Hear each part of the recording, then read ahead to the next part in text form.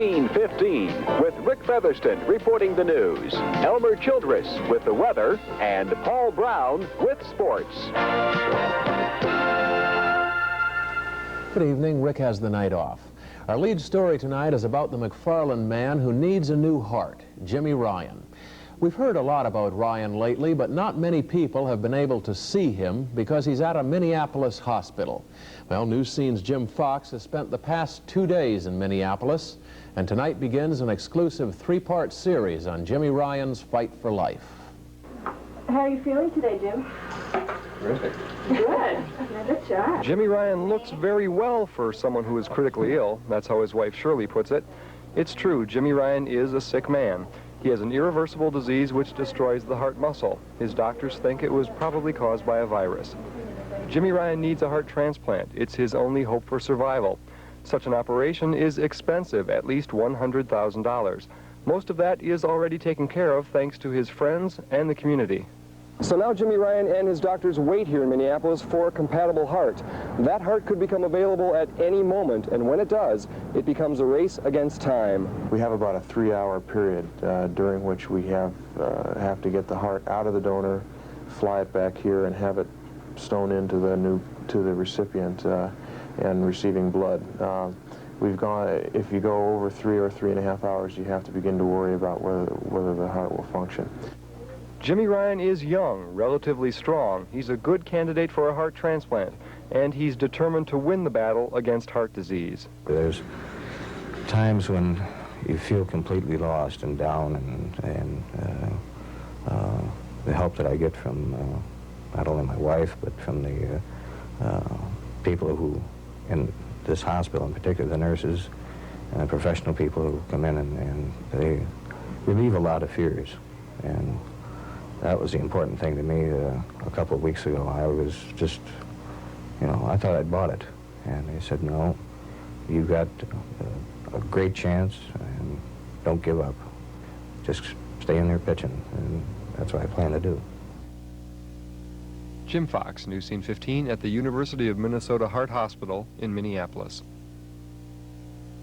Tomorrow night, Jim will have a report on how this whole ordeal has changed the lives of Jimmy Ryan, his family, and their friends.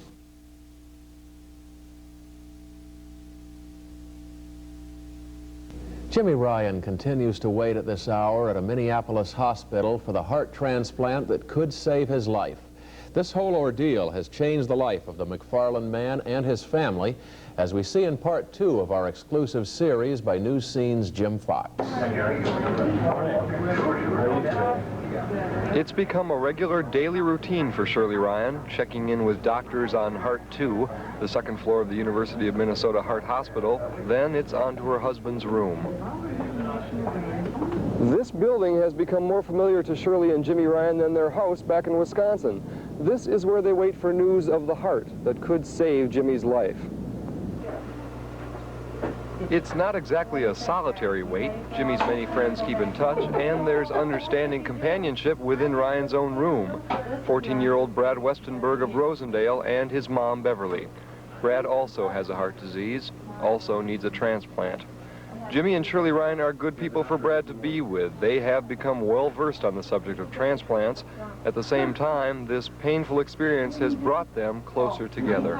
There has to be something good coming out of everything bad, and Jim and I have had a lot of precious moments, I guess, what I would consider precious moments up here where you just don't realize and take the time to express your emotions a great deal to each other. I think not only has it brought Shirley and I closer together, it's also made it appreciate the fact of our family and our home and our friends and just everything in general is a little bit clearer now than it was before.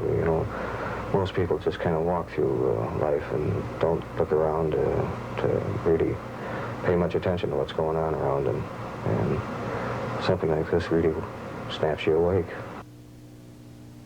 Jim Fox, News Scene 15, with the Ryan family at the University of Minnesota Heart Hospital. And tomorrow night in the final series segment, Jim will report on the high cost of the heart transplant operation, all the fundraising efforts in our area to help pay for it, and how the Ryans react to all the help that they've received.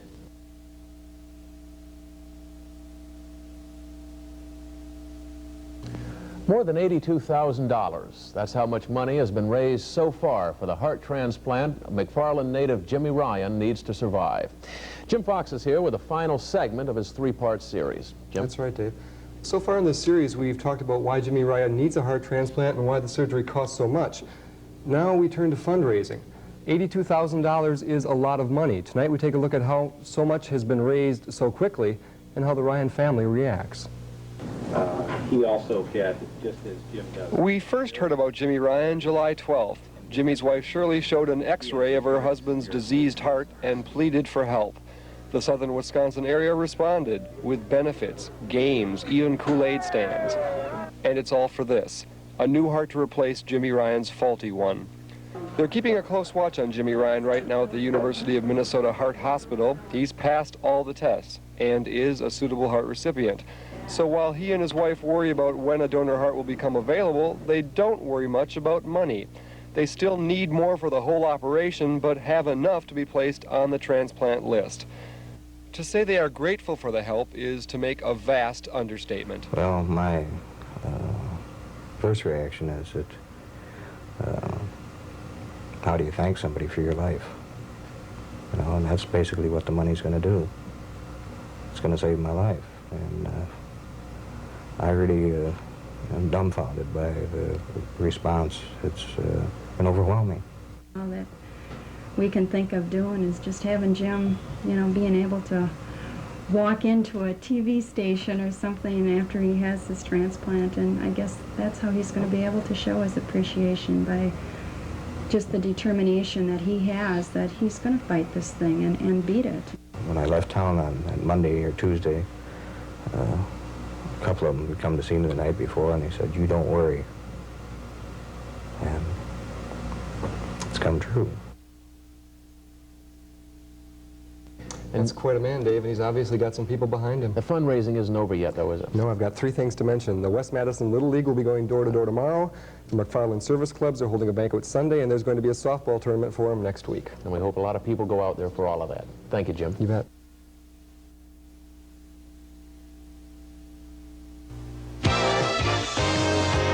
This is News Scene 15 with Rick Featherston reporting the news, Elmer Childress with the weather, and Paul Brown with sports.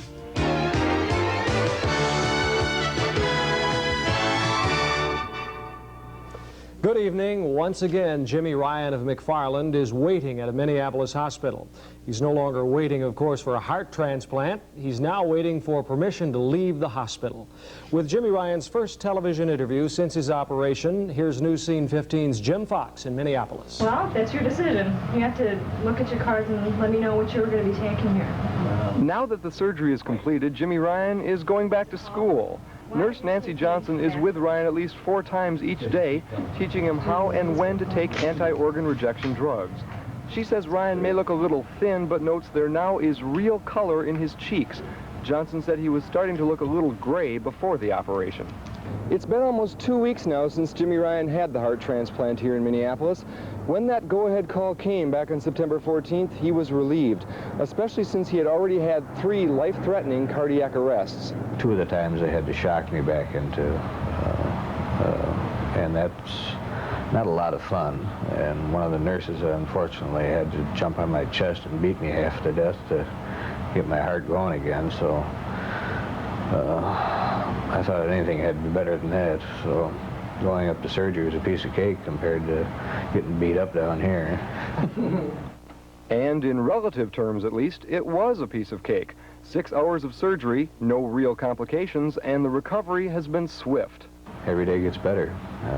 I've had a little nagging pains that are, I guess, go with any surgery. You know, the incision and whatnot is stiff at times, but nothing that's really bothersome compared to what it could have been.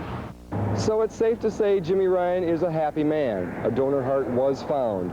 The operation was successful. The recovery does look promising. So what happens next? More on that tomorrow. Jim Fox, News Scene 15 in Minneapolis.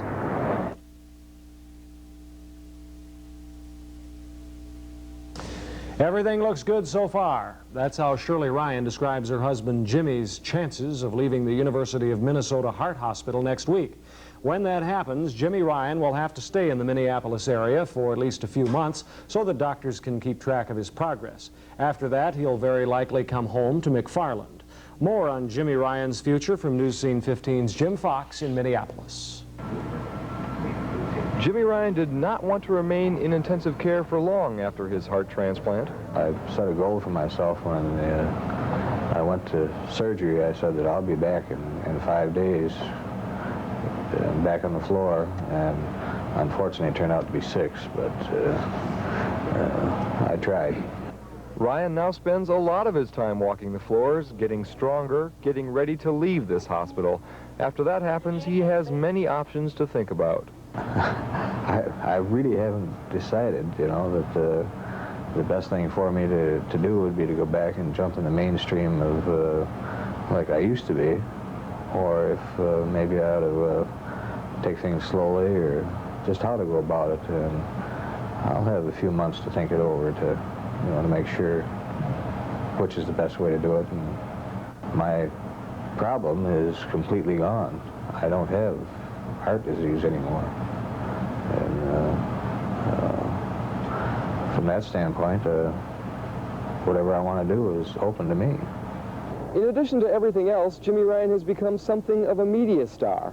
He says he's insulated from it all because he's staying here, but he is aware of all the attention. While we were interviewing him, one of his nurses asked him for an autograph. He told her the price was now up to $12.50 each.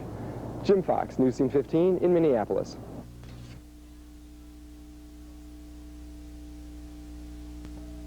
Today was a very happy day in Minneapolis for the Jimmy Ryan family. Today, Ryan's 2 children were able to see their father for the first time since his heart transplant operation. Today is also Patrick Ryan's 4th birthday, so the day is even more special. But while the celebration of life goes on in Ryan's hospital room, there is always the realization that Jimmy Ryan was saved only when the heart of a young Menasha accident victim was transplanted into his body. Tonight, News Scene 15's Jim Fox talks with Jimmy Ryan about the gift of life he has received, and also has the first television interview with the family of the Menasha heart donor. The calendar in Jimmy Ryan's room says it all. All the days after September 14th, the date of the transplant, have been happy ones. Ryan knows he has been given a real chance at resuming a normal life. That chance was provided in large part by 20-year-old Sarah Kemps, who died in a car crash September 10th. The Ryans have sent a letter of gratitude to the Kemps family, and Jimmy Ryan hopes to meet them personally. He knows it will be hard. The other transplant patients who have gone to see families that have had donors from say that it is a very traumatic experience. What the Kemps family has been going through since Sarah's death could also be described as traumatic, but they're very happy about their decision to donate Sarah's heart to Jimmy Ryan. I never knew Jim Ryan, but anybody that can get $100,000 collected for his operation must be one heck of a nice guy, you know. And we're just glad that his family's having joy, and we know he's got 2 children at home that he's going to be able to go to see and grow up. And so, if Sarah's heart was in the grave now, it would be doing no one any good. In this way, it's really made it easier to accept the death, I think. It gives you, I don't know, something, at least to still have something. I mean, we have these people, we're reading the newspapers, we're checking up all the time to see how he's doing, and she also donated her 2 kidneys and her 2 corneas, and she's going to check up and find out how those people are doing too. So we have a lot of people now we have to care about and find out how they're doing too. For his part, Jimmy Ryan is doing very well. He thinks often about the Kemps family and what will happen when they meet. It's hard to say what I would say. I think a simple thank you is not really sufficient, and going overboard is making them feel very uncomfortable. They've lost a loved one, and I don't know, it's hard to say thank you for, I guess, in a way, and then again, it has to be said somehow. Jim Fox, News Scene 15.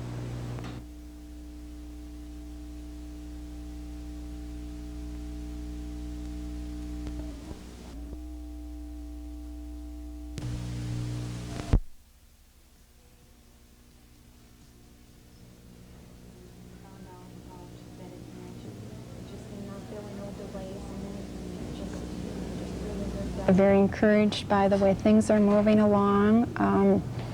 It hasn't even been 24 hours, and normally I think they're on the respirator for at least 24 hours to 48 hours is what we were told. And he was taken off that about 11:30, so he's breathing on his own now. And he's also able to talk, which makes him a little bit happier.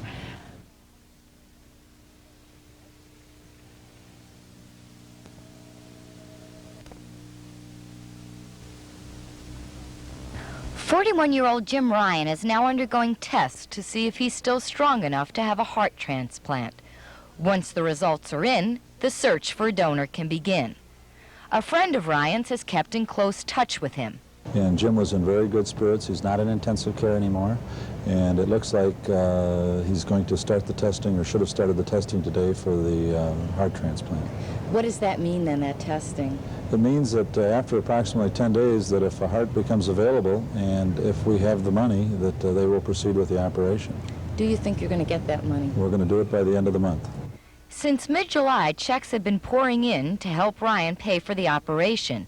His insurance doesn't cover the $100,000 cost of the surgery. So far, the community has raised $35,000. Starting Sunday, though, Imhoff says several large fundraisers will be held to help Ryan reach his goal. Mrs. Ryan told us she'll be returning from Minneapolis this weekend to help with the fundraising.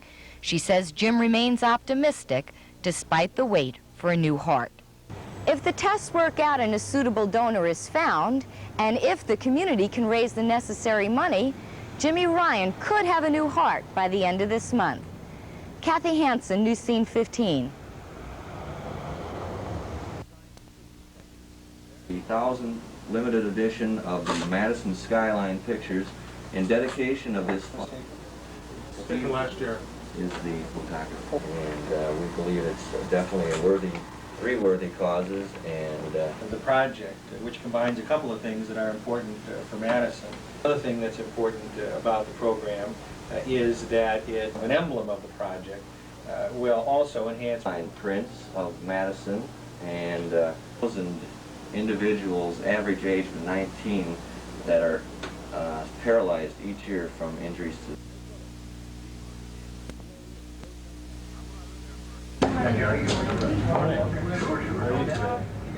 It's become a regular daily routine for Shirley Ryan, checking in with doctors on Heart 2, the second floor of the University of Minnesota Heart Hospital. Then it's on to her husband's room. This building has become more familiar to Shirley and Jimmy Ryan than their house back in Wisconsin.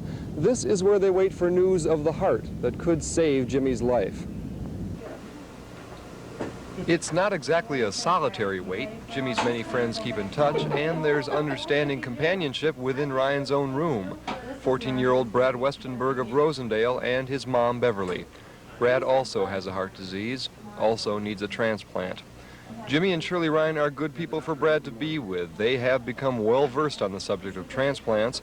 At the same time, this painful experience has brought them closer together. There has to be something good coming out of everything bad, and Jim and I have had a lot of precious moments, I guess, you know, what I would consider precious moments up here where you just don't realize and take the time for to express your emotions a great deal to each other. I think not only has it brought Shirley and I closer together, it's also made it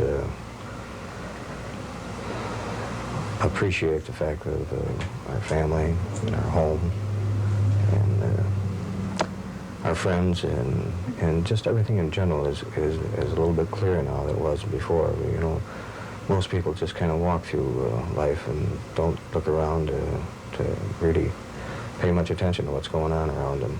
And something like this really snaps you awake. Jim Fox, News Scene 15, with the Ryan family at the University of Minnesota Heart Hospital.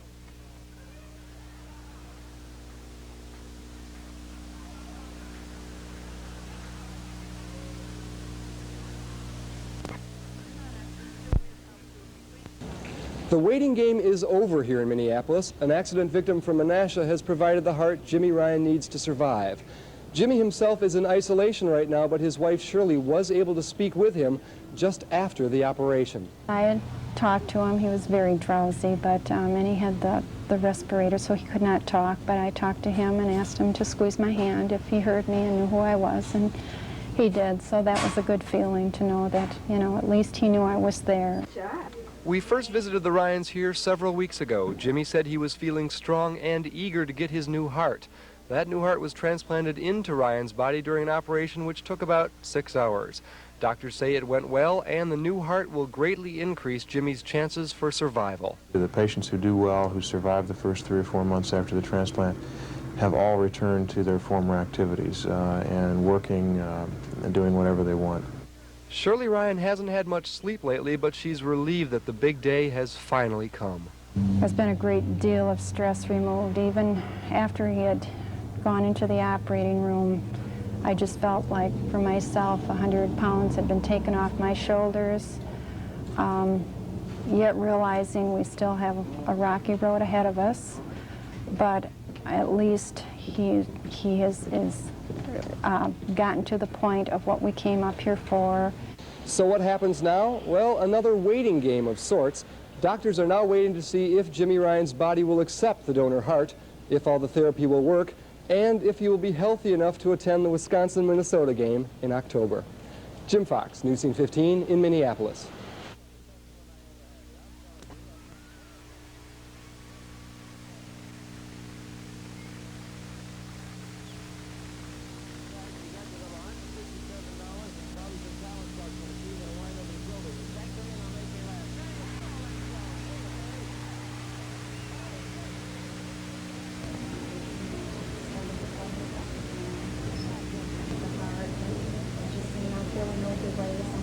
It's too bad that they had to go through a tragedy for us to see some light with it, but I guess, you know, things are going to happen like that. We're just grateful that there are people that do think of donating the organs, and I know for myself too, it's something I've never really thought about until I've been on this side of the mountain. And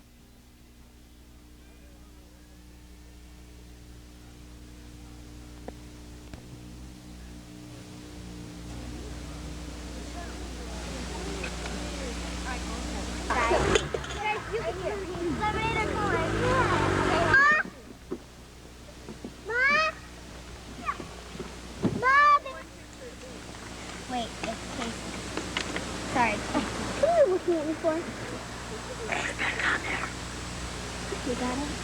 You want to buy something? No, I'm doing. Wait. Put it in the can. Good though, that's over here.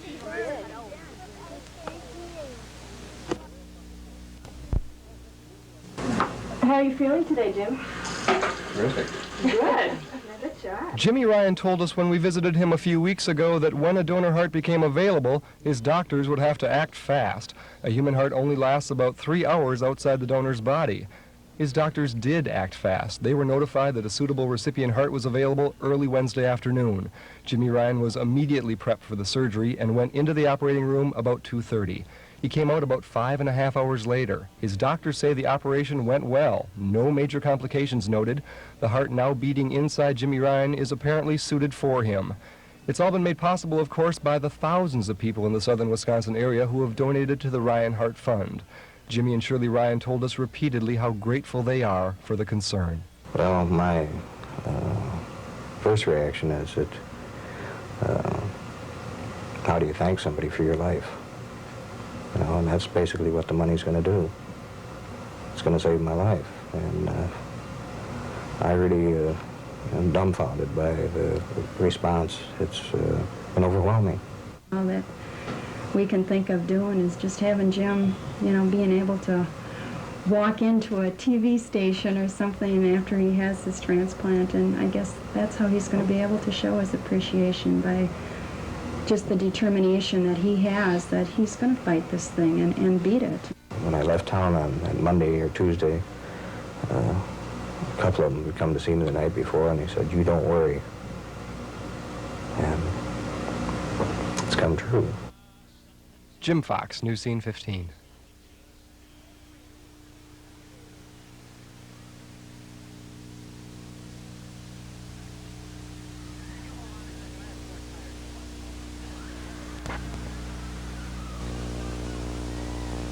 Jimmy Ryan's condition is stable.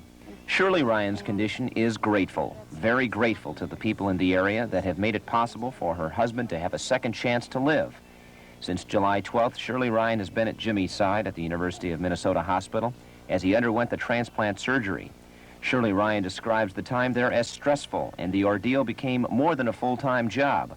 On some days, she spent more than 12 hours a day with Jimmy, but now Shirley Ryan is back home with her children, Matthew and Patrick, back home in McFarland. It's been very difficult to be in the position that I'm in. I feel like I'm torn between being up in Minneapolis, or needing to be in Minneapolis, and also needing to be home for the children. The most important thing for Shirley Ryan right now is to tell people just how grateful she is. Gratitude is a very hard emotion to express, and you know, I guess the biggest thing that we can say for right now that means the most is just a big, big thank you, and it has saved his life. Shirley Ryan says her husband's plans call for a hospital release next Tuesday, 3 months of tests while living with friends in the Twin Cities, attending the University of Wisconsin, University of Minnesota football game, October 15th in Minneapolis, cooking the Thanksgiving dinner, and being home back in McFarland in time for Christmas. Shirley Ryan says that those may be ambitious goals for a man who's just received a new heart, but she wouldn't be surprised to see Jimmy reach them. John Yeager, News Scene 15. Ryan now spends a lot of his time walking the floors, getting stronger, getting ready to leave this hospital. After that happens, he has many options to think about. I really haven't decided, you know, that the best thing for me to do would be to go back and jump in the mainstream of like I used to be, or if maybe I ought to take things slowly, or just how to go about it. And I'll have a few months to think it over, to make sure which is the best way to do it. In addition to everything else, Jimmy Ryan has become something of a media star. He says he's insulated from it all because he's staying here, but he is aware of all the attention. While we were interviewing him, one of his nurses asked him for an autograph. He told her the price was now up to $12.50 each. Jim Fox, News Scene 15 in Minneapolis.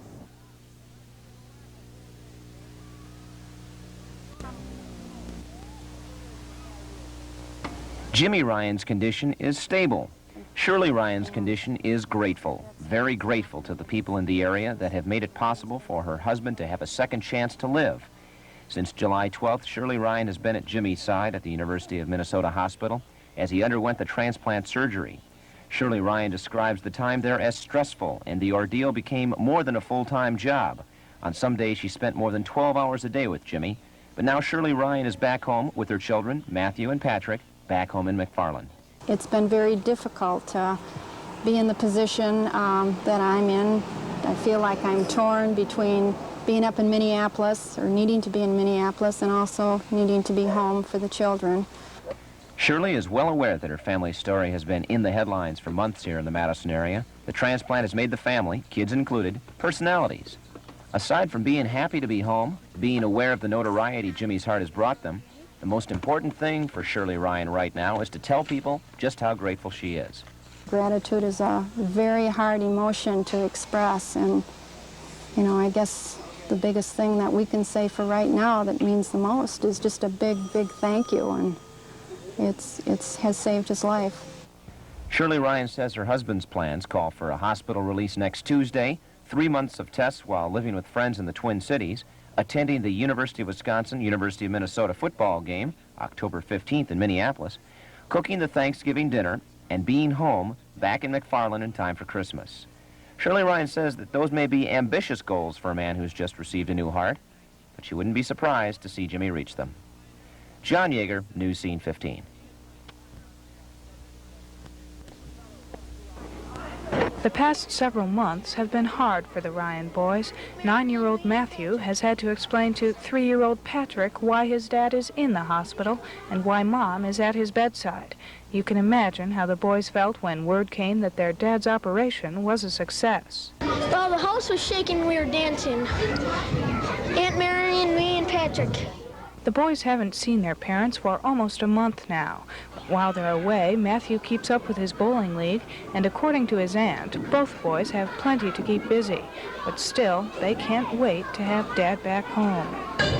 You miss your dad? Yeah, a lot. Here at home, family and friends are doing their best to help the boys through. I think they've done real well with everybody, you know, really working hard to try to make it a good situation for them. But Mary says a special thanks must go to the family of the young woman whose heart is now beating in Jimmy's chest. Through their gesture, they have given Jim the opportunity and the chance to come home and watch his boys grow up, and I know that this is the first and foremost thing that Jim wanted to do. Frederica Runge, News Scene 15 in McFarland.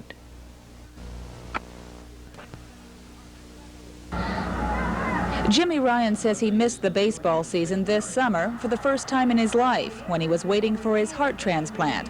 A die-hard Cubs fan, Ryan says he doesn't care who wins this year's World Series. He's just glad to be able to watch it. In fact, since he moved into this Minneapolis apartment with his wife Shirley 10 days ago, many old things seem new again. Just being outside, walking up and down the street, listen to street noises, for instance, like that, is unbelievable. Listen to the birds. He was just so sick starting from the first of the year that we were just so used to seeing him laying around and just, you know, just not having any energy whatsoever. His color was so grayish looking, and now he has a lot of color in his cheeks, and the red brings out a little bit even more, but... My big cheeks. Things are going well for Jimmy Ryan. Doctors say his weekly biopsies look good, and he's now down to 14 pills a day. He used to take about 60. Jim says every day he feels better, and there are more happy faces on the calendar to prove it. But today is a milestone for him. The first day Jimmy Ryan arrived in Minneapolis, he said he wanted to be well enough to go to the Wisconsin-Minnesota football game. We'll have more on that tomorrow night. Mira Kohler, News Scene 15 in Minneapolis.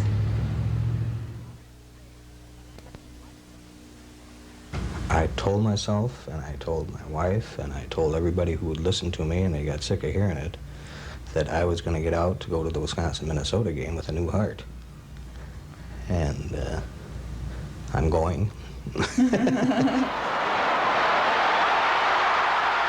Jimmy Ryan kept his promise. Exactly 1 month after his heart transplant at the University of Minnesota Hospital, he joined thousands of other Badger fans at the Humphrey Metrodome in Minneapolis. It's just hard to put into words what I feel about being able to be out here and all this. It's just great.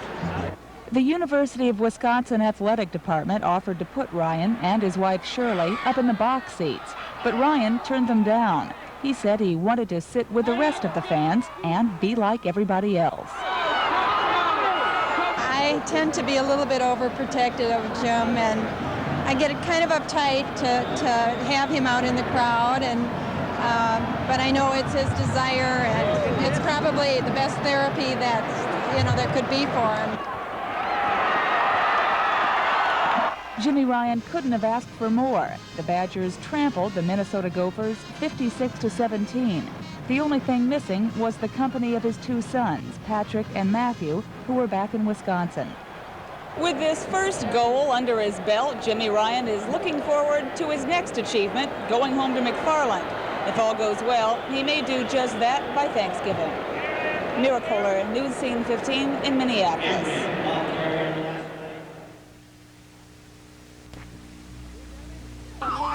After you've been at the University of Minnesota for 5 months. Ow, ow, ow. Always sitting on the couch, fighting my car out there. We were very fortunate in having a lot of people that stood by us during our time of troubles, and I guess it just intensifies the holiday spirit with us. I've missed him a lot, and I'll be able to see him. I know I missed out on his birthday, so we'll make it up at Christmas. Long time since we've been together like this for any amount of time. That's for sure. Hey, what a dandy. Not again. Don't do that. Cut. Besides killing myself. Is the lake frozen yet? Jimmy Ryan didn't quite make it home in time for Thanksgiving this year, but he's the first to admit how much he has to be thankful for. Thankful that he's healthy, thankful to be reunited with his family, even thankful that he can sit on the floor watching his youngest son Patrick cheat mercilessly at the new Smurf game. Oh, there were problems at the Minnesota Heart Hospital, the long wait for a donor, the risky surgery itself, and a few rough spots during the early recovery. But that's past now. He still has to take it easy for a while, but Jimmy Ryan is back home in McFarland. The family is together again.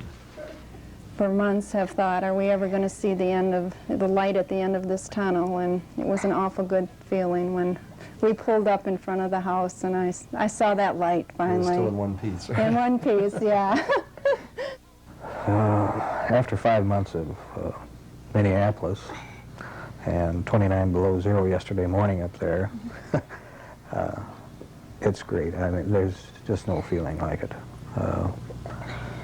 We anticipated when we got up to Minnesota that it was going to be a period of time, but we didn't think 5 months at the time. How does it feel to have your dad home? Good. Yeah. Jim Fox, News Scene 15 in McFarland.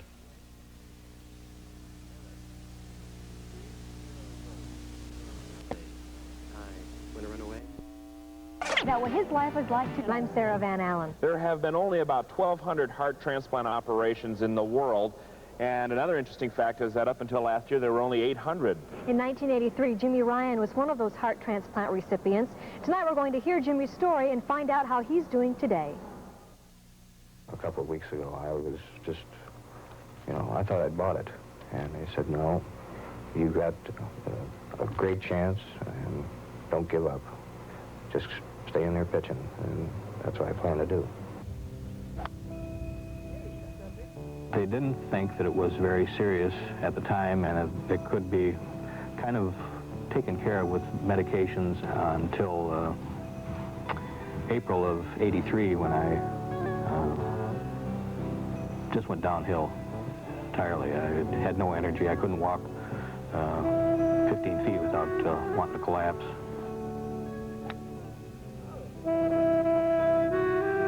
In August of 1981, Jimmy Ryan of McFarland, Wisconsin, began his race against time. He was told he had cardiomyopathy, an irreversible heart disease. His only chance for survival was a heart transplant. But before that could take place, he needed to raise the money, a suitable donor needed to be found, and it all had to happen before his old heart stopped.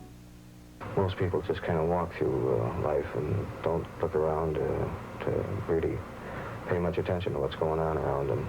And something like this really snaps you awake. So when you get something like that, you just wonder, what did I do to make this come out? How did I cause it? So you just, I guess you have to just sit and listen to what the professional people tell you. Jimmy's transplant would cost between $70,000 and $150,000. On July 12th, Jimmy's wife Shirley went on television to make a plea for help. The money was needed before the transplant could be performed. How do you thank somebody for your life? Well, and that's basically what the money's going to do. It's going to save my life. And I really am dumbfounded by the response. It's been overwhelming. Within 10 weeks, $150,000 were raised. I think with all the help that I got from the outside when I was hospitalized, realizing people were pulling for me and hoping for me to get better and praying for me, that made a tremendous impact on the fact that I did get better. Raising the money was only the first obstacle. Now a donor needed to be found, and time was running out. But on September 14th, 1983, Jimmy Ryan was given a second chance. They informed me in the morning about 8 o'clock that there was a possibility of a donor. And at about 2 o'clock in the afternoon, they said, "You're on your way." And I jumped from literally jumped from my bed onto the gurney and said, "Let's go." After 3 months of waiting, a suitable donor was found. It's a very frightening thing to realize that without a donor, that you die. I mean, there's no way around it. And in my case, the day of surgery, there was about 5% of my heart left. Jimmy Ryan's family and the donor's family keep in close contact with one another. Jimmy says a very special bond has formed between all of them. They care very much about what happens to me and to the heart that I'm carrying, and we care very much about them. And I'm trying to keep myself in as good a shape as I can because of the fact of the sacrifice that they made for me. But Jimmy's struggle for survival continues. A surprising statistic is that the majority of people who survive the first year do not die from heart disease. It's usually some other problem that's complicated by either the drugs they must take or by the possible failure of other organs in the body. The mental aspect of it, where you wondering about this thing inside of you, stays with you forever. I mean, it just won't go away. But it isn't a frightening feeling by any means. It's a much more comforting feeling than my old heart, because I realize this one's going to work. Today, Jimmy Ryan is an active father of 2. He recently took his realtor's license exam and is just taking things one day at a time. Every day that I'm healthy is unbelievable. I cheated the Grim Reaper 5 times, and I don't really have anything motivating me to go out and set the world on fire, but I would like to contribute. Figures change from day to day, but as far as we can estimate, there are about 25 people waiting for heart transplants in the United States alone, 8,000 people waiting for kidney transplants, and about 130 people waiting for liver transplants. For these people, obviously, time is precious, and unfortunately, there are people dying that really don't have to. If you would like more information on becoming an organ donor, we have 2 numbers we'd like to give you that you can call, and don't worry if you don't get them down now, we'll repeat them at the end of the show. The first number is 1-800-ACT-GIVE. The second number, also an 800 number, is, I have it written down right here, 228-4483. You can call either one of those numbers for more information. And tomorrow night at 7 o'clock, Channel 15 will air a primetime Second Chance special, which is all about organ transplants, which you won't want to miss. Coming up next on PM Magazine, find out why...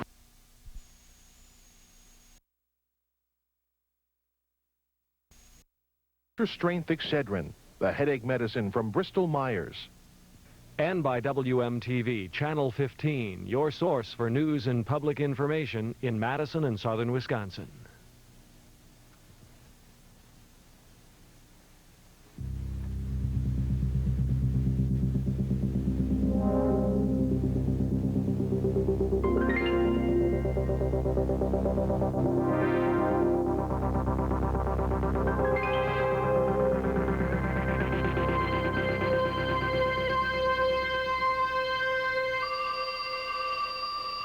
Guess what? We've got a kidney for you.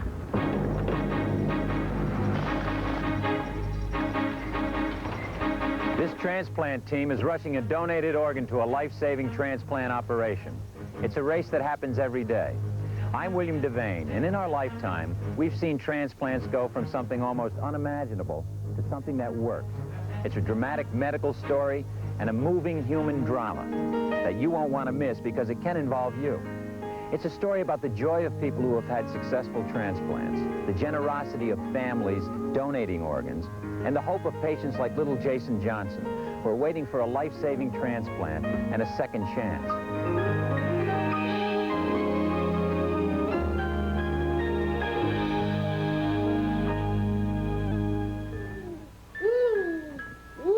All we wanted to do was have a couple of perfect children, so to speak, and give them everything they wanted, the things that a father dreams of, you know, better life than what he has.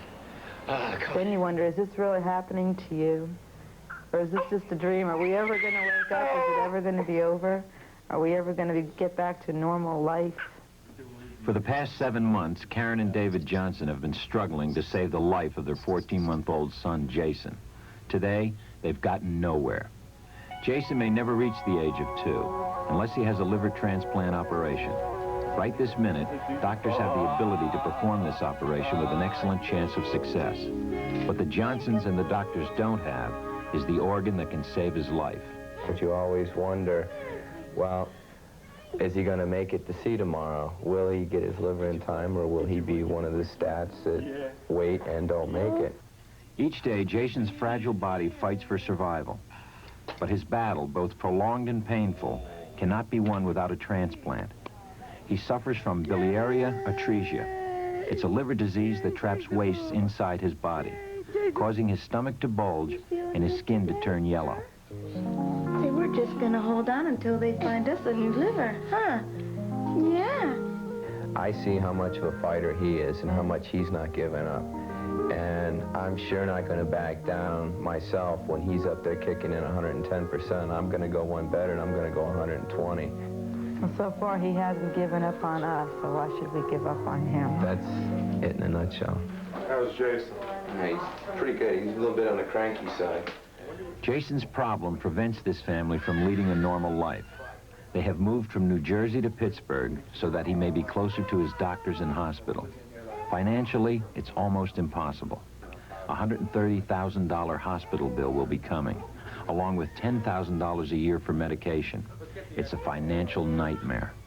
That's really going to be hard, because being in the Navy, and I'll be honest with you, $10,000 would leave me about $1,000 left over at the end of the year after taxes and everything. Yeah, I don't think about that. I would rather it be me than him. That's how much I want him to live. I want him to grow up and see what I've seen, or even take it one step further and see what I haven't seen. I've done a lot in my lifetime. If it could be me rather than him, that's the way I'd want it. That's how bad I want him to live. Both Karen and David are courageous parents who are racing with time to save their little boy. For them, the wait is terrible. They know each day the pain will get worse. When his liver does give way to failure, Jason is certain to die within 24 hopeless hours. Yeah, if there's somebody out there that's lost a child, the families of children just like Jason and us, our hearts go out to them. But at the same time, a lot of us feel that why let that child die in vain? Let the organs be taken. Let them go on living in somebody else's child. I mean, a part of them will go on living as long as that child is alive.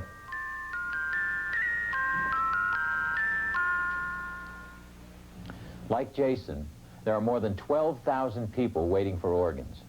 Many of these people die because not enough organs are being donated. Here at Family House, there are 39 families waiting. This is what must happen for these people to have a second chance. Sick patients are waiting here in Pittsburgh and in other transplant centers. They wait with mixed emotions for someone else in this country to die. At some point, another family learns that a loved one has died, often in an accident. In the midst of their shock and their grief, they must decide if they wish to donate the organs. If they say yes, the organs are rushed to surgery. The only people who can be organ donors are those who die of what is called brain death. Now, let me tell you how I came to understand brain death. A friend of mine became an organ donor after he died in an accident. At the hospital, the doctors pronounced him brain dead, a technical term which defines death. It was a difficult time for his family because you could see him breathing and his body was warm to the touch. But we soon learned that death had occurred. It was only a ventilator that was keeping his body functioning. A person who is brain dead has suffered a severe head injury that has caused all brain function to stop. You see, it's the brain that tells the rest of the body what to do. So once the brain stops, the rest of the body soon dies also. Usually these brain deaths happen in an unexpected accident. When the family learns suddenly that a loved one has died, It makes it so much easier for them to discuss organ donation if they know what the deceased would have wanted. Now, here's what you and I can do to be ready in case that moment occurs. First, get accurate information about organ donation. It's available now from our donor hotline. Call for it. Secondly, talk about organ donation with your family. Tell them what you would want. Third, if you choose to donate, sign and carry an organ donor card. In some states, there's a card already on your driver's license. These steps will make it easier if tragedy does strike. You and your family will be prepared. Organ donation is a way for many families to realize something good from a tragic situation. The Sarver family of Roanoke, Virginia knows this well. She was the youngest one, and it had been, you know, a long time since we'd had a baby, and she was a late one. Very sensitive, very emotional, very loving, and just a joy to have. Very vivacious young lady, a caring young lady. I think I'd like to tell people that she was a giving person. Lori Sarver was 21, engaged, employed, and full of life. Then one rainy spring night in Roanoke, Virginia, her car hit the median barrier. It was a long week, and it was a very tiring and very trying week that she lay there, and we couldn't help her. But then we came to realize that Lori was not going to make it.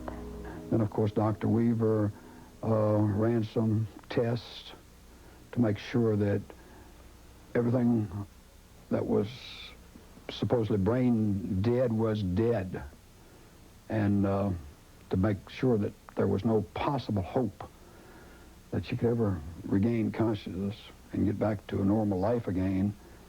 They did this over the period of a couple of days, and we were positively assured that there was absolutely no hope. We needed to look at some alternative to salvage something out of what seemed to be a kind of a wasted occurrence. It was at that point that Mark and his dad approached Lori's doctor about the possibility of donating her organs, and then brought the idea up with the rest of the family. I talked with my wife, ex-wife at that time, and we had some more discussions about it, and we talked with a couple of the pastors, and so she could really be satisfied that everything was all right. Basically, she really didn't know that Lori had expressed her thoughts on being a donor at a previous time. In fact, like I say, we had discussed it a couple times before anything happened. And I think that encouraged her a lot, just knowing that Lori had stated that openly to my brother and myself at different times. That was rather difficult, letting go. We finally arrived at a decision where we knew that we had to make, letting go. And then I guess the hardest decision was to sign the paper for her to be an organ donor.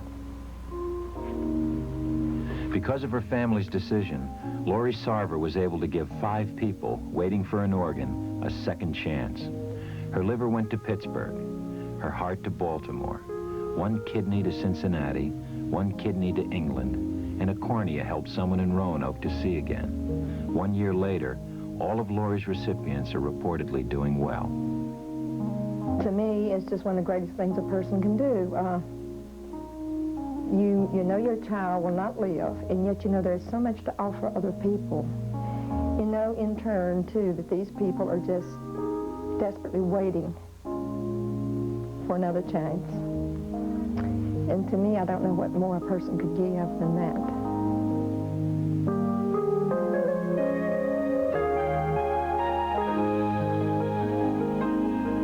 Next, the cross-country search for life-saving organs. I've got a headache this big, and it's got Excedrin written all over it. I've got a headache this big, and it's got Excedrin written all over it. Excedrin, the big headache medicine. More medicine than any regular strength pain reliever. The most medicine you can buy without a prescription. Nothing is stronger. I had a headache this big, but I took Excedrin and it's gone. Excedrin from Bristol-Myers. Excedrin, the headache medicine. Hitachi, a world leader in technology, presents quality, backed by the most aggressive research program in our history. You can hear the quality in Hitachi's compact disc player, a technological breakthrough in audio reproduction. Laser and disc come together for one of the purest sounds ever. Its computerized programmability is a work of magic. That's quality. That's Hitachi, a world leader in technology. This summer, dive into something new. Taco Bell's Chicken Fiesta Salad. You got the taste for something new. Hang your chicken so light or cool. A whole new taste like a summer breeze. So bright, so tangy, give me one please. Taco Bell Chicken Fiesta Salad. It's the spirit of summer.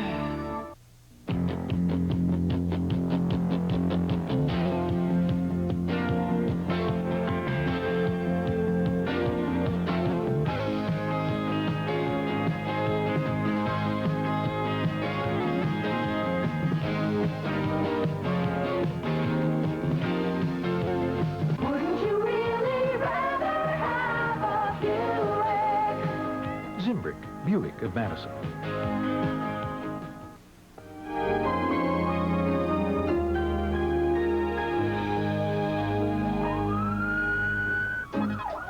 From what I heard, my wife tells me I was very sick. When I come in here, I was flat on my back. I couldn't get up and couldn't move.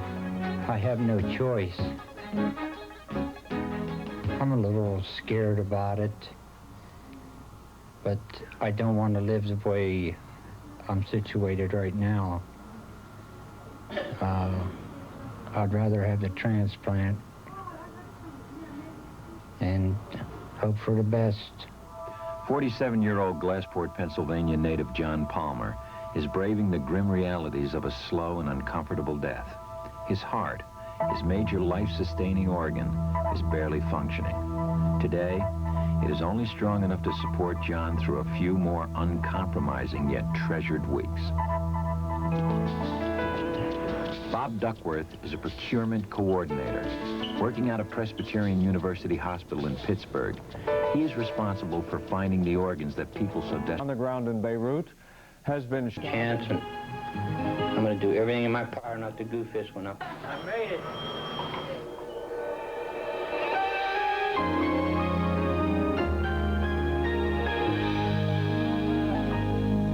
When we return, the incredible journey into transplant operating rooms. Servicing Pontiac cars and GMC trucks, and their first year as an Oldsmobile dealer. Wentworth is offering the lowest prices of the year on every Pontiac, Oldsmobile, and GMC truck in stock. Many units will be sold at $1 over dealer invoice while they last. Where they always treat you like family. There's a sea of Skipper Bud's boats in American's parking lot. Dozens of boats. Madison's biggest, most festive display of boats. Just look at them all. Fishing boats to ski boats to a 30-foot luxury cruiser. Special pricing, of course, and special financing. Over $1,000 in prizes. Free treats. See a dream boat or two or dozens of dream boats at Skipper Bud's Boat Show in American TV's parking lot. Walk through a 30-foot cruiser. See a 70-mile-an-hour runabout. Every day till Sunday at American. I'll be there.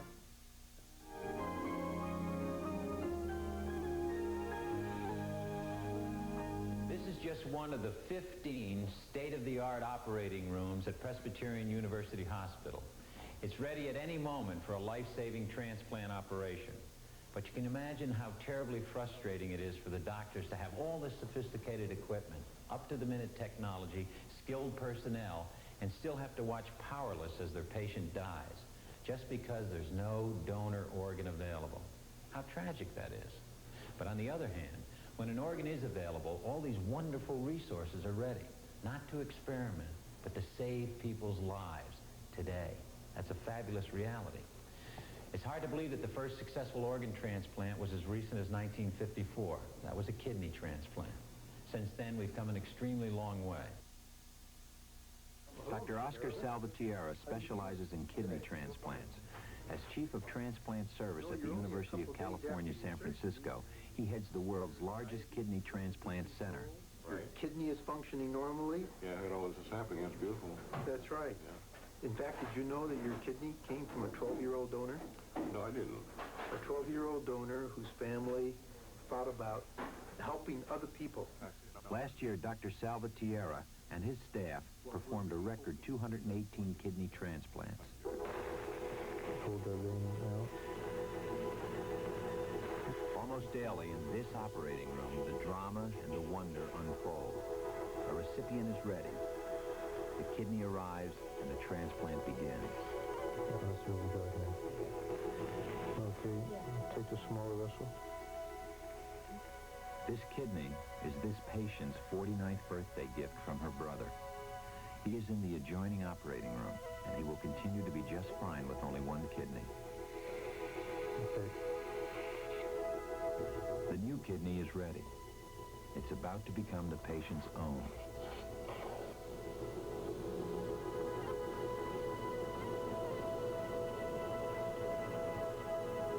The new kidney is placed, not in its original position, but in the groin area.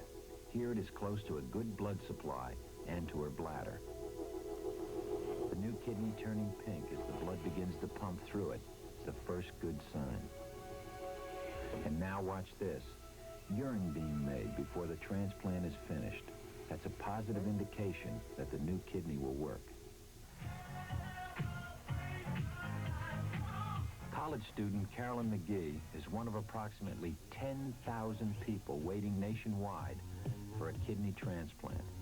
Her own kidney stopped working last October.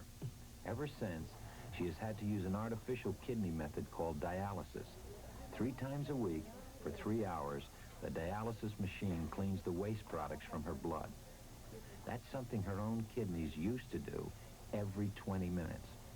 Carolyn has been on the waiting list at the University of California, San Francisco since January. The idea of getting a transplant is just fascinating to me. Even though I'm afraid, I just feel lucky to be living in a time when, you know, God has blessed man with the ability to be able to perform such an operation, so I feel blessed. Carolyn's kidney transplant will cost about $35,000. She's fortunate that kidneys are the one transplant covered by Medicare. Her chances of having a successful transplant after 1 year are now at 85%.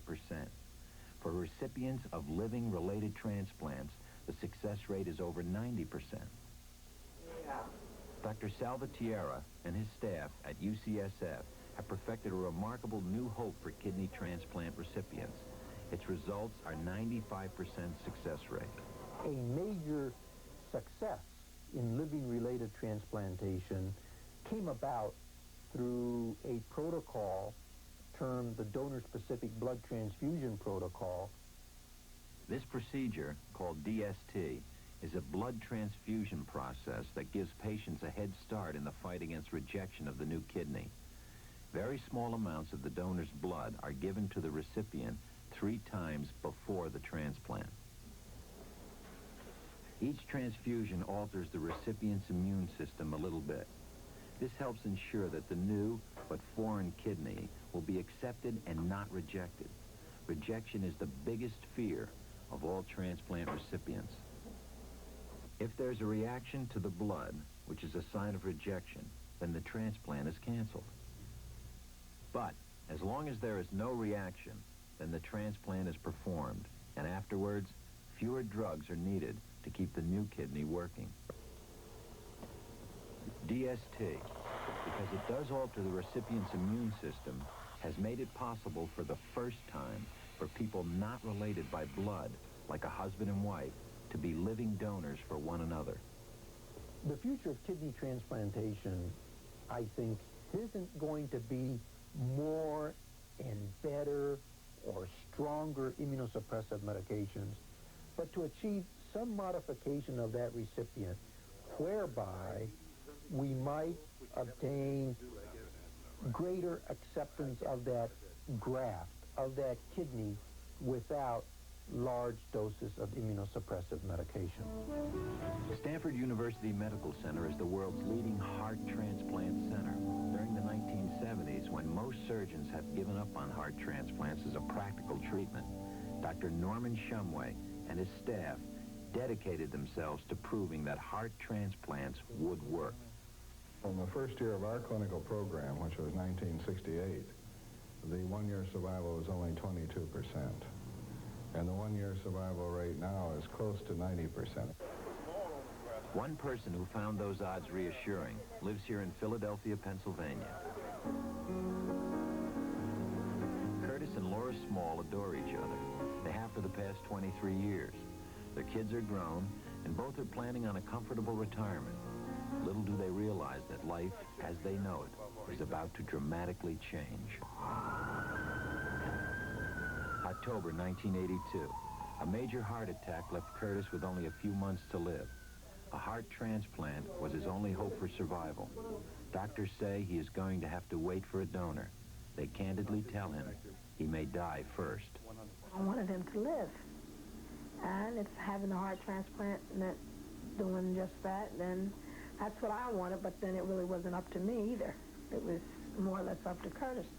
And I said, well, like this, I said, what's the heck? I said, okay, we'll go for it. Curtis's failing heart forced him to leave his job as a Philadelphia Housing Authority police officer. At that time, he could barely walk just 10 short steps and found it a constant struggle to breathe normally. He retired to his basement to work on a model ship that came in 1,000 pieces. But for Curtis, this ship was symbolic. Each piece glued in place meant one day closer to a brand new heart. It was afraid indeed. It kept me from a lot of unnecessary worries, you know, about when the operation's going to come. I might get a phone call, it's time to go, you know. And first of all, now, you really have to get this in your mind that you want to do this thing. Now, once you make up in your mind that you're going to receive this new heart, you can't sit around from day to day worrying about it. And finally, one day, the phone did ring.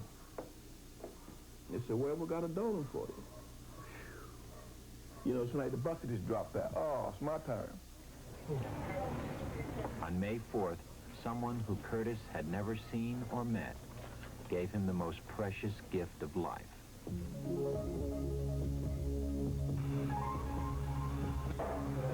Even though it's been almost 20 years since the first heart transplant, it still seems like a miracle that a heart can be removed from a donor, stopped, transplanted, and made to beat again. A heart transplant is a tremendous risk. It's an all-or-nothing gamble. The new heart has been carefully selected because it fits the recipient's needs. It's the right blood type, and it's the right size to fit in the space of the old heart and meets the physical requirements of the patient. Pardon? Same size. Bigger than one on the screen? Same size. The old and failing heart is removed only when the new heart has arrived. For a few incredible minutes, the patient lives with no heart at all. Can I see the heart? The donor heart can be stopped for only 4 hours before it must be transplanted. So surgeons have worked to make the surgery fast and efficient. And this goes in. Then comes this almost unbelievable event. The new heart is sent electrical impulses to restart it. The surgeons and nurses are tense, waiting to see the first movement as the new heart starts to beat on its own. But that's just the first step. After the transplant comes the tough part, keeping the new heart safe. The patient's own immune system moves to protect the body from the new heart. It attacks the heart, trying to destroy it. This is rejection. Strong anti-rejection drugs help the patient keep their new hearts alive. 2 years later, Curtis remembers the day he got his new heart with great joy. It was one of the happiest days I ever had. Well, I don't even have the words for it. You just think about what a reunion this is going to be. Just to get back on your block again, just to walk the street. I tell you, it was really really terrific, good feeling. Curtis's heart has been working well, but his transplant drama is not over yet. The Smalls barely make ends meet on a mere $600 a month. Although he was lucky that his insurance covered his $95,000 heart transplant, Curtis is still stuck with other expensive bills. Not only is there a household to keep, but Curtis must pay for anti-rejection medication, a $300 a month requirement he will have for the rest of his life. Financially, it is a burden, but you just try to make it, where his health is concerned. Basically, what you do, you rob Peter to pay Paul. But you don't let it really just get you down, so you just keep your hopes up high, and you just keep on going. That's all there is to it. Despite these tough financial problems, both Curtis and Laura claim that nothing outweighs the joys of his new lease on life. Well, I would say thank you for giving him a second chance at life, of being with his family and his many friends. The donor was another person's heart, taking yours out and putting in another. Oh, come on. Nah, you can't be done. Hey, here I am, believe it or not. You think that every day is promised to you. You couldn't care less one way or the other. Until you've been down in the gutter like I've been. Then once you get up each day, you see what it really means to you. It's not just a day. Yeah, it's a day of fresh sunshine in life. And it means a great deal to feel it. I love life. Ain't nothing like it.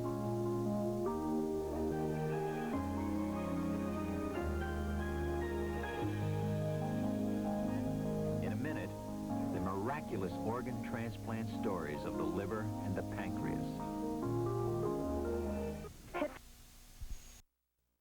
Are two of the newest organs to be transplanted. Little Jason Johnson, who you met earlier in the show, is waiting for a liver transplant. It's an extremely difficult transplant to perform. It's both tedious and complicated. The world's leading liver transplant center is Presbyterian University Hospital here in Pittsburgh. Here and at Children's Hospital, Dr. Thomas Starzl and his team have worked diligently and courageously to make liver transplants a life-saving surgery. Well, we're in the best condition we've ever been because we have the best methods of preventing rejection. They're not perfect, and I don't suppose they ever will be, but they're certainly as close to being in an ideal situation as we've ever been before. Oh, yeah. She's almost the smallest one that we've ever done. Dr. Thomas Starzl is a pioneering giant in the field of organ transplantation. Over 25 years ago, when the idea for organ transplants made good science fiction copy, this man actively researched its real possibilities. Today, those intense efforts have given new life to over 800 people. In the tense setting of the operating room, Dr. Starzl hurries to bring a new liver in time. He strains to make sure it's in perfect condition. The liver is one of the largest organs in the body. It is also one of the most difficult transplant operations. There are hundreds of veins and ducts to connect, as well as tissues to suture.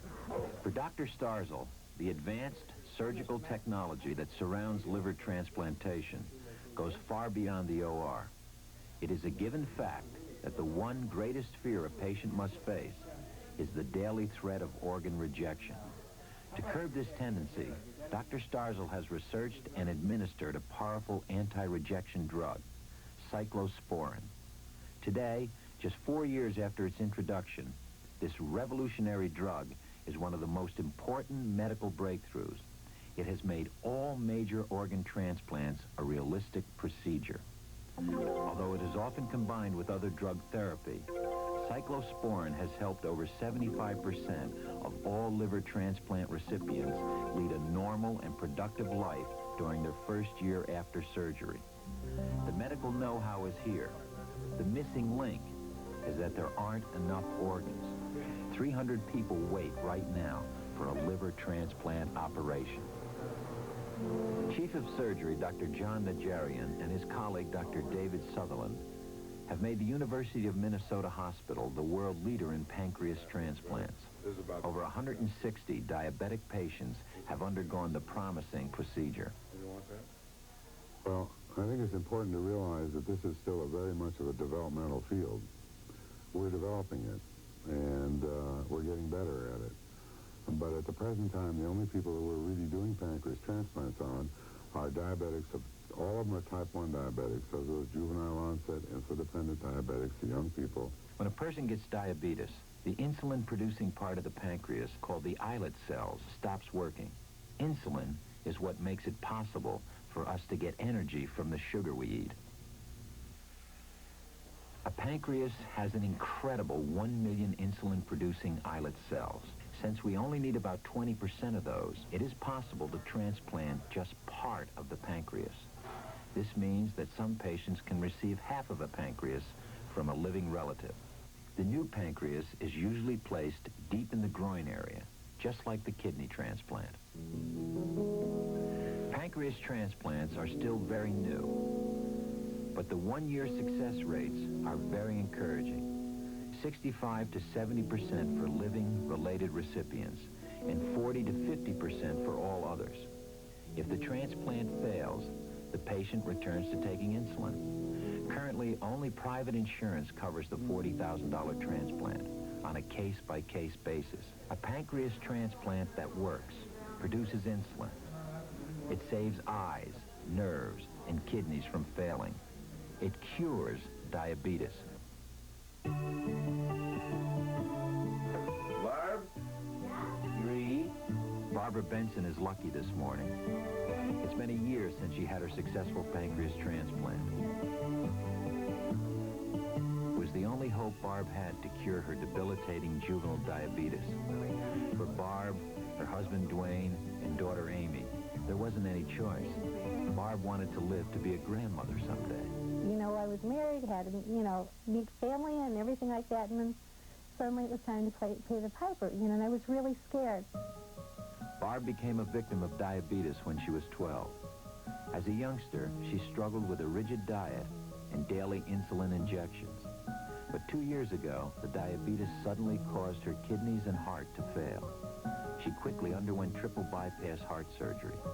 After the surgery, she realized with panic that her body was still failing.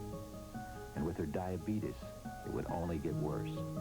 Looking desperately for a way out of this crisis, Barb sought the only known cure for diabetes, a pancreas transplant. I guess we knew it could happen any time, but we just never expected it to happen. There it was, that call, and I remember picking up the phone and she said, "Barb, this is Barb Ehrlich." I said, "Oh my God, this is it."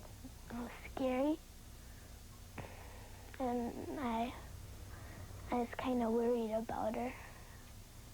Like she was gonna die or something horrible like that. Yeah, scared as hell. There's no getting around that. I've never seen anybody that sick. It was Barb's husband, Dwayne, who kept her spirits up during the difficult recovery time after the transplant. Dwayne was sent as part of my support team for my higher power. Dwayne was there almost every single day. I never knew how discouraged he was sometimes. I was ready to accept whatever did happen, but I had a feeling that things are going to be okay. It's so, it's too bad that somebody had to die. But I'm so grateful that that part of that person is alive in me and functioning, and it's making my body function normally. I'm really grateful for that. Well, I don't think I put too much in there. That should be about right, isn't it? Ever since her transplant, Barb takes twice daily doses of 3 drugs to help fight rejection of her new pancreas, and 7 additional medications to control side effects of the anti-rejection drugs. The medicine makes her hands and feet very sensitive to heat and cold, something that makes living in Minnesota a bit difficult. Initially, her hair fell out, but now is very thick, and she's developed pudgy cheeks. But her diabetes is gone. She can eat what she wants, her heart heart and kidneys have stopped failing, she has energy again, and she's back to work. Barb's new position in public relations for Hopkins Dodge in Hopkins, Minnesota took a long time to find. Employers thought she was too much of a risk with her previously poor health record. One of the things that I recall specifically happening that really pointed towards this was I went to an employment agency, and I was told that they were looking for perfect people. I did have some trouble this time that I never had before. When I finally did find this job, I'm really grateful for it. Yeah, the hours are kind of long, but I can't believe on the face of the earth that you can get paid to talk on the telephone. It's just wonderful. Being able to spend time with Amy is one of the special gifts the transplant has given Barb. Amy thinks she knows why her mom has done so well. I think a lot of people loved her a lot, so God decided to give this woman a break, so she made it too. I have as much right as anybody else to be somebody's grandmother, and I have a feeling now that that's going to be true, that the possibility now exists for me to be somebody's grandma. Grown up, sweetie.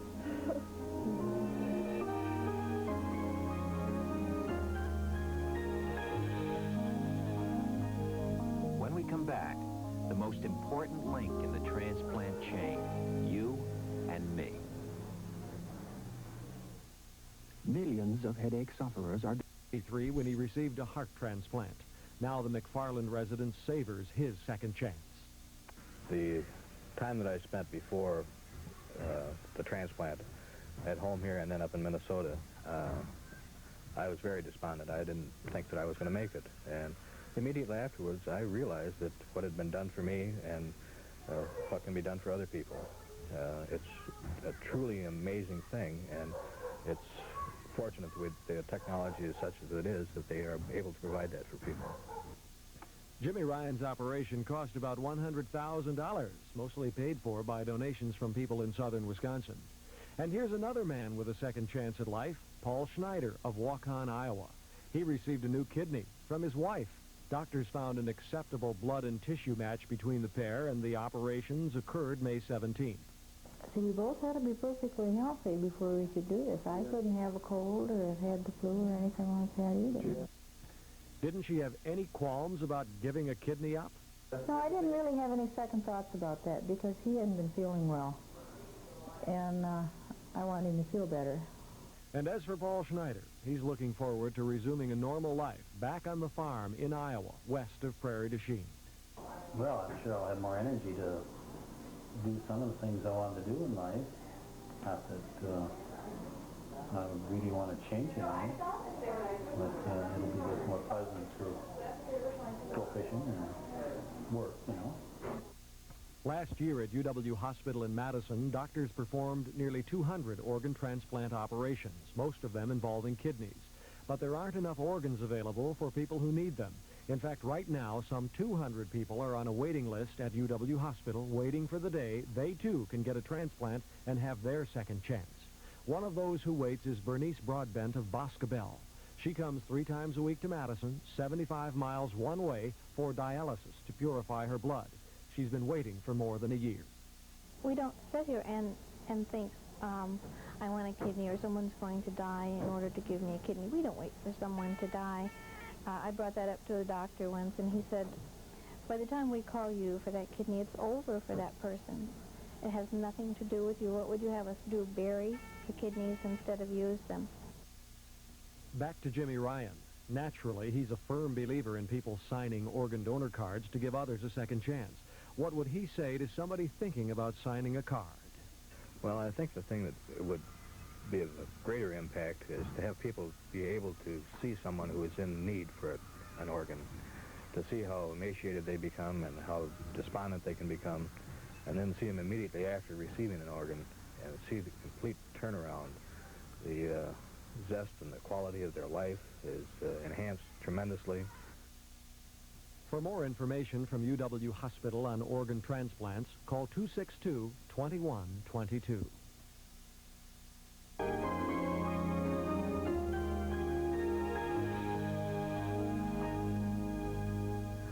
Organ transplantation is a medical treatment that works. We know that. We have all the technology and skilled personnel to perform the surgery right now. We've seen that.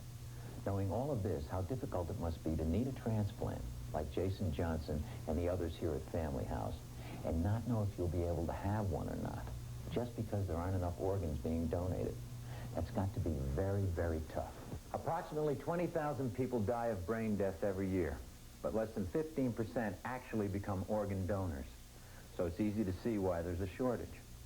It's also something you and I can potentially do something about.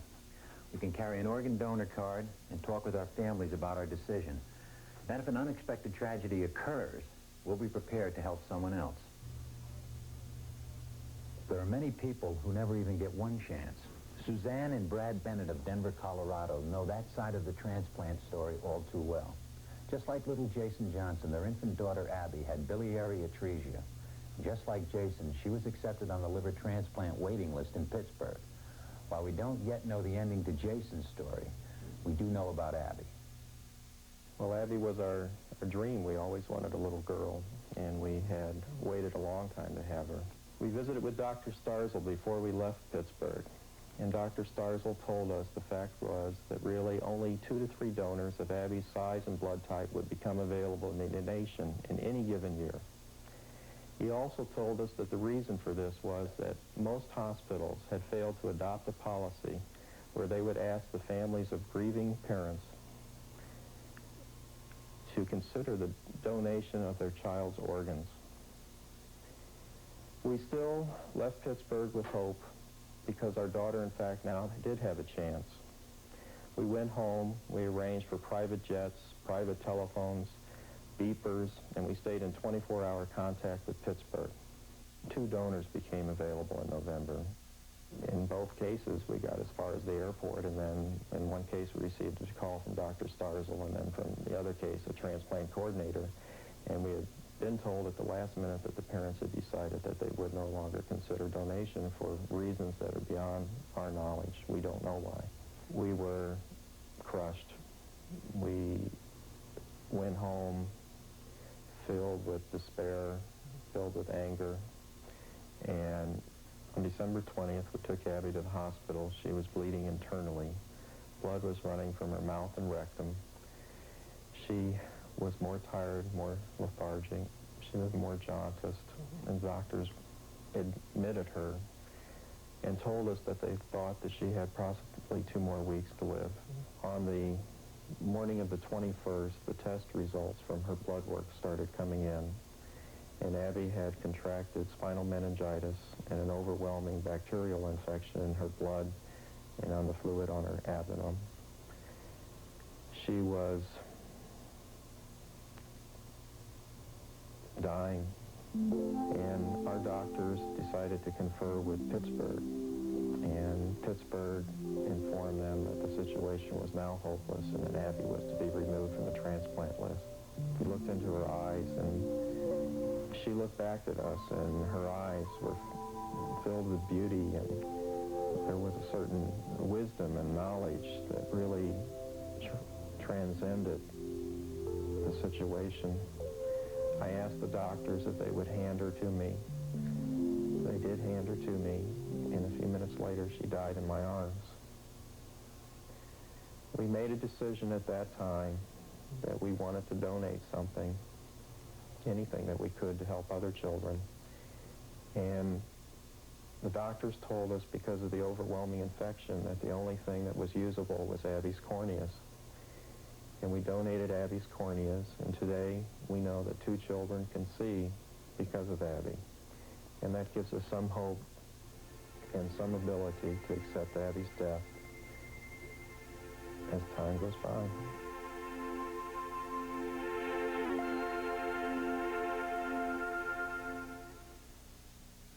Abby Bennett lost her own fight for life, but gave new life to others. This really is what the transplant story is all about, the giving of a second chance. The wait for a new liver is not yet over for baby Jason. He and thousands of others are waiting on what has been called life row. Each is desperately waiting for some family they don't even know to make a decision that will give them a second chance. a second chance for life.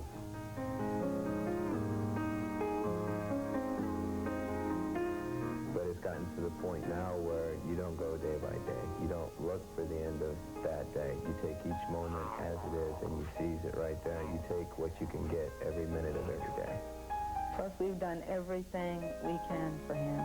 There's really no more we can do for him. It's up to somebody else out there to, you know, have their child donate their liver to Jason. So there's really no more we can do except hope every day that he'll get his liver.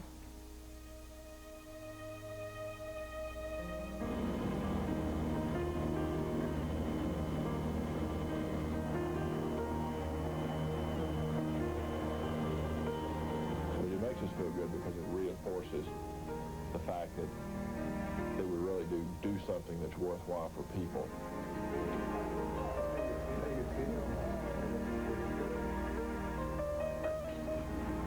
They got to change an IV.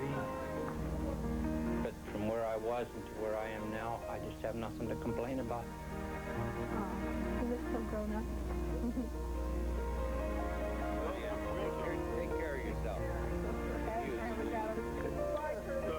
Like I said, as far as my life is concerned, this new heart has served me well, and I can't ask for nothing else. We'll never forget it. She'll always be our daughter.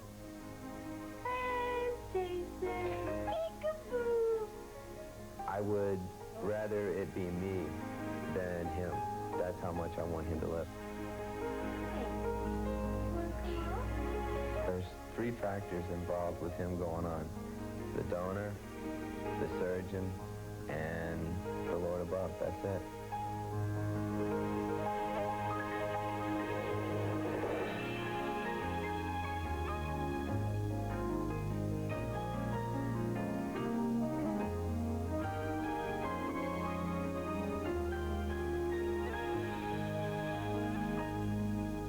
Airfare furnished in part by U.S. Air.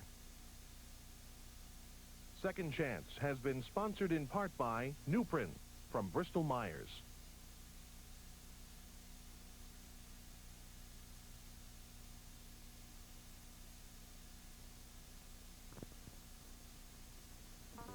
You wouldn't use a rumpled racket or a fizzled football, but millions of Americans each day try to brush their teeth with bombed-out brushes. Amazing! Take it from the tooth chicken. Replace your toothbrush every 3 or 4 months at the first sign of wear. It could make the difference between winning or losing the fight against tooth loss. On guard! A message from the American Dental Association. The new German import, Merkur XR4 TI, is in stock and on sale now, along with hundreds of other new and used cars at Gordy Boucher Lincoln Mercury. Thousands of years ago, in the land that is now Wisconsin, no man had yet come to stay. And the rain that fell was fresh and pure and clean. At the House of Heilemann, we brew our old-style beer with these artesian waters of thousands of years ago. The pure, priceless waters of history. Heilemann's Old Style, brewed with water from when the earth was pure. Huh? Crap Company? About your macaroni and cheese. Hello, Manny. We think it should be called Kraft Cheese and